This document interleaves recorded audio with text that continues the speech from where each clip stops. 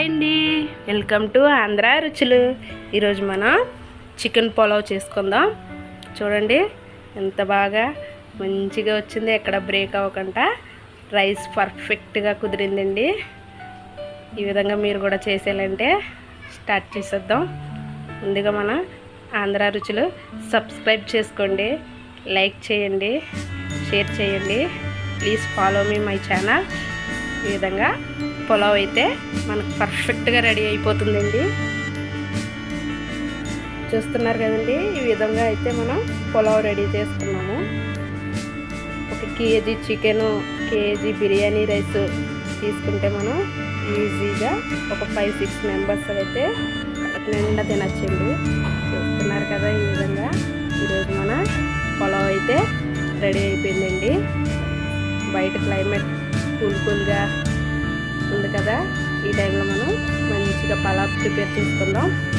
నేను పలావ్ చేసుకోవడానికి 1 కిలో అయితే చికెన్ తీసుకున్నానండి. చికెన్ శుభ్రంగా కడిగి పెట్టుకొని చూస్తున్నారు కదా ఈ విధంగా 1 కేజీ చికెన్ తీసుకొని దీంట్లోనే మనకి పులావ్కి చికెన్కి సరిపడగా కారం ఇక్కడ వేసేసుకుందాము. అంటే సరిపడా కారం యాడ్ చేసుకున్నానండి. KG basmati rice, KG chicken కనుక మనకు సరిపడా కారం అయితే పడుతుంది. కారం ఎక్కువగానే వేసుకోవాలండి పులావ్లోకి. నేను ఒక 3-4 స్పూన్ల కారం అయితే వేసుకున్నాను. చూస్తున్నారు కదా, ఈ విధంగా కారం వేసుకున్న తర్వాత సరిపడా ఉప్పు వేసుకోండి. అలాగే ఒక 1/2 టీ స్పూన్ పసుపు,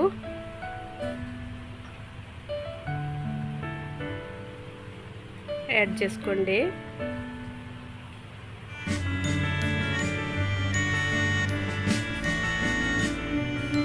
అల్లం వెల్లుల్లి పేస్ట్ 1 చెంచాన్నర అయితే పడుతుంది, వేసుకోండి. అలాగే ఒక 1/2 చెక్క నిమ్మరసం కూడా ఇందులోనే పిండుకోండి. గింజలు అవి లేకుండా తీసి పక్కన పెట్టేసుకొని ఓన్లీ రసం వేసుకోండి. దీంట్లోనే chicken masala powder 1 spoon, full spoon పడుతుంది. చికెన్ మసాలా పొడి వేసుకోండి.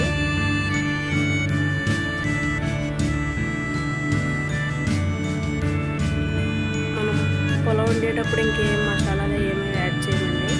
చివరిగా యాడ్ చేస్తే కొంచెం గరం మసాలా పొడి యాడ్ చేసుకుంటాము.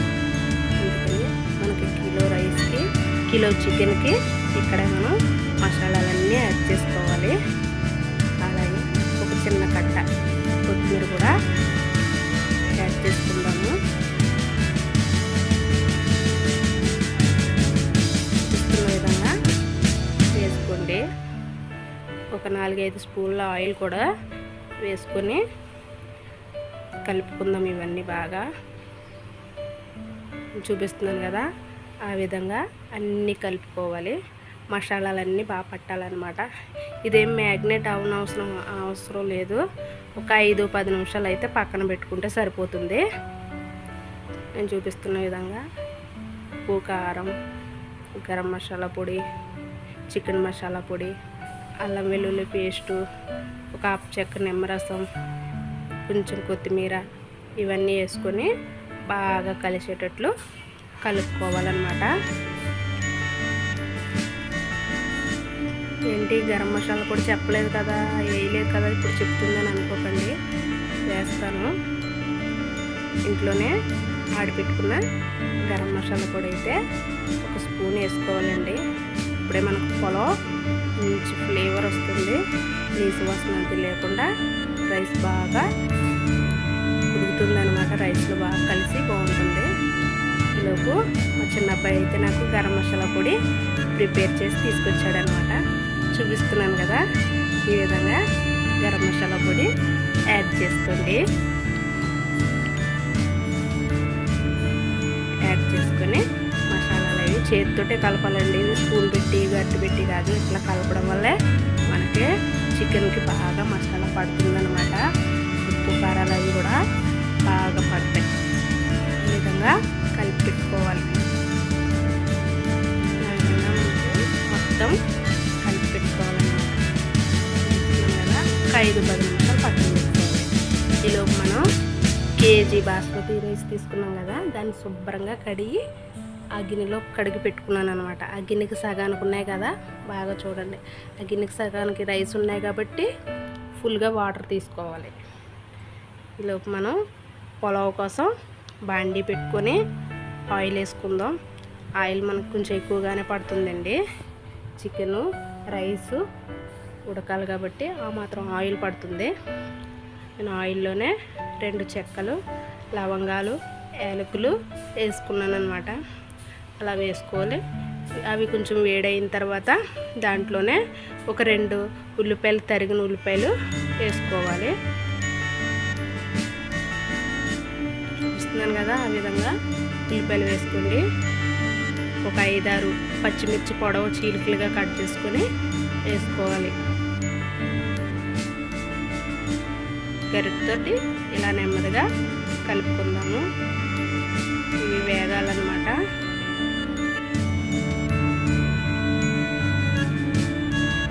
ఆ విధంగా వేయించుకోవాలి.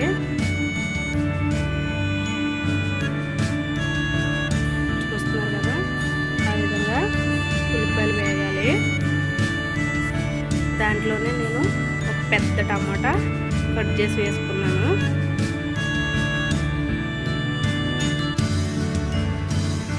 ఈ విధంగా మనకి టమాటా, ఉల్లిపాయ, పచ్చిమిర్చి వేగిన తర్వాత దీంట్లోనే కొంచెం అల్లం వెల్లుల్లి పేస్ట్, ఇందాక ఆల్రెడీ మనం చికెన్లో వేసాం కదా, ఇక్కడ కొంచెం వేసుకోవాలి. ఈ విధంగా బాగుంటుంది. దీంట్లోనే రైస్ కూడా వేస్తాం కాబట్టి కొంచెం సరిపడా సాల్ట్ కూడా వేసుకుందాము. సాల్ట్, అల్లం వెల్లుల్లి పేస్ట్ వేసుకొని ఒక్క 2 నిమిషాలు పచ్చివాసన పోయేంత వరకు వేయించుకోవాలి. ఇప్పుడు దీంట్లోనే ఒక అరకట్ట పుదీనా, అలాగే ఒక గుప్పెడు కొత్తిమీర శుభ్రంగా కడుక్కొని ఈ విధంగా వేసుకోవాలి. చూస్తున్నారు కదా, నేను ఫ్రెష్ పుదీనా తీసుకున్నానండి. ఈ విధంగా పుదీనా, కొత్తిమీర వేసుకొని బాగా వేయించుకోవాలి. ఒక్క 2 నిమిషాలు మనకి ఇవన్నీ కలిసేటట్లు మంచి ఫ్లేవర్ వస్తుంది. ఇలా వేయించుకుంటే అన్నీ కరెక్ట్గా వేగుతాయి అన్నమాట. వంట ఎప్పుడు లేట్ అయినా పర్వాలేదు కానీ మీడియం సైజులో స్టవ్ పెట్టుకొని నీట్గా పర్ఫెక్ట్గా వండుకోవాలి. ఒక చిన్న కప్పు పెరుగు తీసుకున్నానండి నేను. కావాలంటే వేసుకోండి, లేకపోతే లేదు. పెరుగు ఆప్షనల్ మాత్రమే. చిన్న కప్పు పెరుగు వేసుకున్నాను. ఈ విధంగా పెరుగు వేసుకున్న తర్వాత ఇవన్నీ బాగా కలిసేటట్లు మళ్ళీ ఒక్క 2 నిమిషాలు బాగా కలుపుకుందాం. చూస్తున్నారు కదా, ఆ విధంగా కలుపుకున్నాక మనం ముందుగా అన్నీ వేసి కలిపి పెట్టుకున్న చికెన్ను దీంట్లో వేసేద్దాం.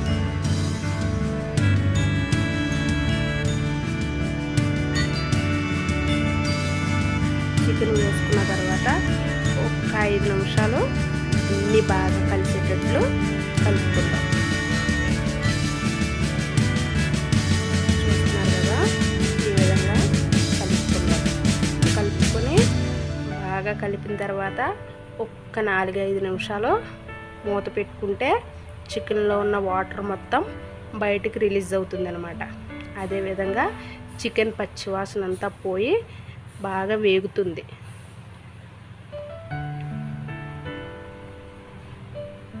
ఎక్కడ అడుగంటకంట బాగా ఒకసారి కలిపి పెట్టేసుకుందాం.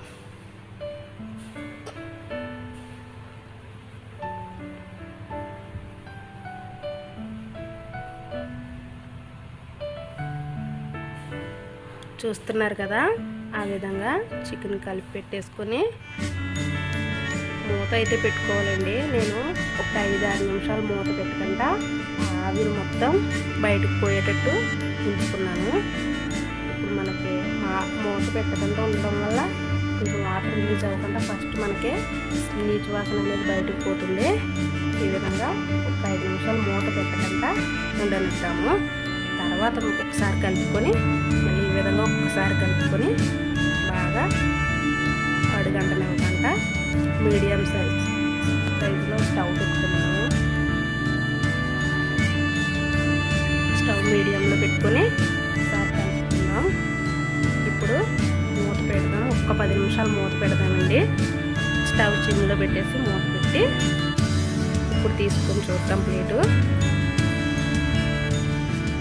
ఈ విధంగా చూసారు కదండి. ఈ విధంగా ఒకసారి కలుపుకుందాం బాగా. మనకి ఇక్కడ చికెన్ ఒక 50-60% ఉడికిపోవాలన్నమాట. బాగా ఉడికితే అందులో పర్ఫెక్ట్గా చికెన్ పీసులు అనేవి బాగా ఉడికి మంచిగా పొడి పొడిలాడుతూ వస్తాయన్నమాట. విడిపోకుండా ఉంటాయి. కొంచెం ఆయిల్లో చికెన్ అనేది వేగాలన్నమాట. ఇప్పుడు మనం తీసుకున్నాం కదండి, ఒక గిన్నెకి సరిసగం రైస్ తీసుకున్నాం కదా, కిలో రైస్. ఈ రైస్ ఈ చికెన్లో వేసేసుకుందాము. ఈ విధంగా రైస్ మొత్తం వేసేసుకొని చూపిస్తున్న విధంగా గరిటె పెట్టి ఒకసారి నెమ్మదిగా కలుపుకుందాం. రైస్ ఎక్కడ బ్రేక్ అవ్వకుండా ఒకసారి కలుపుకుందాం. ఈ రైస్ మొత్తం చికెన్లో కలిసేటట్లు కలుపుకోవాలన్నమాట.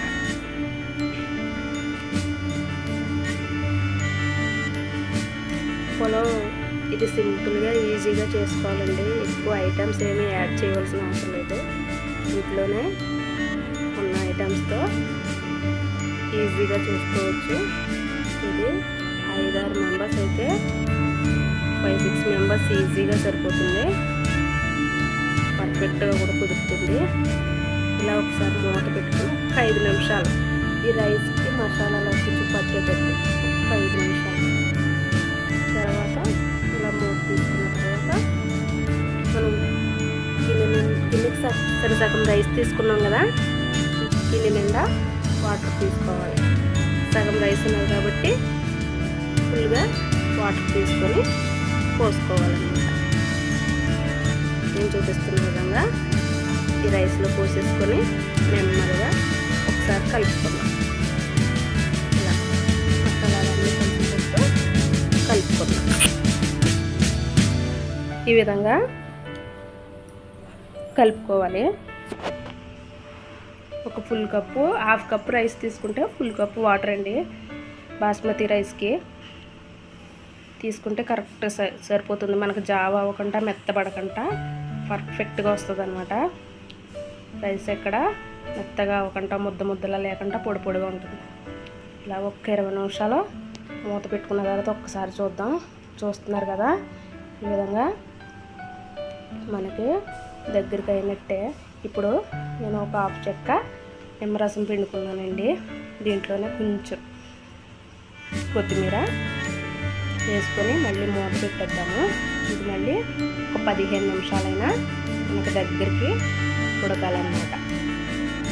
మొత్తం చూడండి, కొంచెం వాటర్ కనిపిస్తుంది కదా, ఆ వాటర్ ఏమి లేకుండా మనకు దగ్గరగా అయిపోవాలి. నేను కొంచెం ఇక్కడ ఒక 1/2 టీ స్పూను గరం మసాలా పొడి అయితే యాడ్ చేసుకున్నాను. ఈ విధంగా రైస్లో కూడా కొంచెం గరం మసాలా పొడి యాడ్ చేసుకోవడం వల్ల బాగుంటుందండి. నేను మూత పెట్టేసుకున్నాను.